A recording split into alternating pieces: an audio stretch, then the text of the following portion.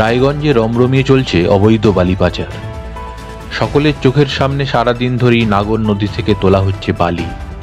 নৌকা ভর্তি করে রাতের অন্ধকারে তা পাচার হয়ে যাচ্ছে, কিন্তু প্রশাসন সব দেখেও দেখছে না। কাদের আশকারায় চলছে এই মাফিয়া রাজ? এলাকাবাসী দোষ চাপাচ্ছে প্রশাসনের কাঁধেই। তাদের অভিযোগ, প্রশাসন সব জানে কিন্তু চুপ করে থাকেন। নদীগর্ভ থেকে যেভাবে বালি তোলা হচ্ছে তাতে ভাঙনের আশঙ্কাও দেখা দিয়েছে। ক্ষতি হচ্ছে সরকারি রাজস্বের। বালিগুলো বিহারে পাচার করতেছে। প্রশাসন কি জানে বিষয়? প্রশাসন সব জানে, প্রশাসনে সব জড়িত আছে সব এগুলা। ওরা কি কোনো উদ্যোগ নেয় না, ডেইলি 3-4 হাজার 5 হাজার 10 হাজার করে কামাই আছে ওদের। কত বালি যায়? বালি দিনে 40-50 টলি যাবেই। এখানে বালি পাচার হচ্ছে অনেক কয়েক বছর ধরে হচ্ছে। আমাদের পুরান নদীটাই বাঙালি আছে, বালিগুলা সব বিহার পাচার করতেছে। তার সাথে প্রশাসন কিছু করতেছে না, অ্যাকশন নিচ্ছে না। ওরা জড়িত আছে সব। আপনারা বাধা দিচ্ছেন? আমরা বাধা দেই, আমাদেরকে হুমকি দেয়, জেলে ভরে দিব, কেস খাওয়াবো, অমুক কেস খাওয়াবো, তমুক কেস খাওয়াবো। আমরা ভয়ে কিছু বলি না, জানের ভয়ে। দেখলাম বাংলার লোকও বালি তুলতো, বিহারের লোকও মাটি তুলতো। তো বাংলা থেকে কিছু ইসে হয়েছে, ধরপাকড় চলতো আর কি। এখন বাংলার লোকের মাটি কাটা বন্ধ হয়েছে, সামনে প্রশাসন আছে। এখন দেখছি বাংলার টোটাল বালি যাচ্ছে বিহার। এতে আমরা প্রশাসনকে জানিয়েছি। এটা অবৈধভাবে যাচ্ছে? হ্যাঁ, অবৈধভাবে। বিজেপির অভিযোগ, প্রশাসন ও পুলিশের একাংশের মদতে এই কাজ চলছে।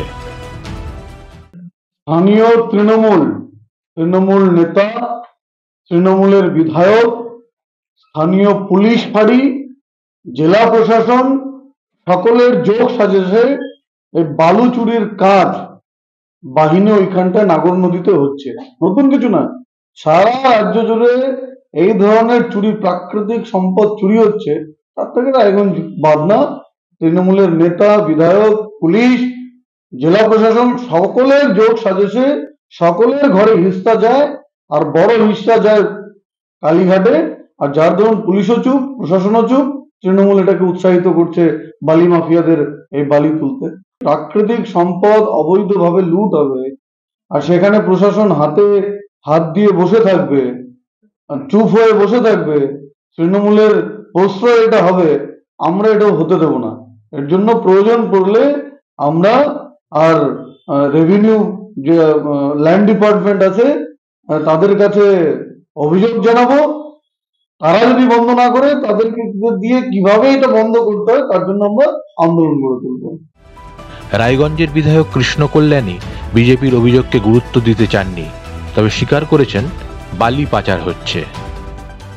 বিজেপি সবসময় বিরোধিতার রাজনীতি করে, সেই জন্য সবসময় বিরোধিতামূলক কথাবার্তা বলে।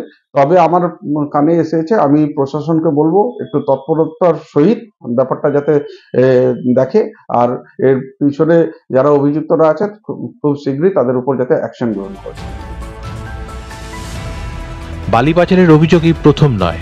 এর আগেও নাগর নদী থেকে প্রশাসনের চোখে ফাঁকি দিয়ে এই অবৈধ কারবার চলছিল। মাঝে পুলিশ প্রশাসন কিছুটা নড়েচড়ে বসায় সাময়িক গর্তে ঢুকে গিয়েছিল বালি মাফিয়ারা, কিন্তু ফের সক্রিয় হয়েছে তারা। স্থানীয় বাসিন্দাদের অভিযোগ, ভোর রাত থেকেই নৌকা ও ট্রাক্টর দিয়ে নদীবক্ষ থেকে অবৈধভাবে উত্তোলন করা হচ্ছে বালি। ট্রাক্টরে বালি লোড করে একে একে পাচার করা হচ্ছে মোটা টাকার বিনিময়ে। তাই আশঙ্কা বাড়ছে নদী ভাঙনে। দুষ্কৃতীদের হাত থেকে নিস্তার চাইছেন স্থানীয় বাসিন্দারা। মাধ্যম ব্যুরো রিপোর্ট।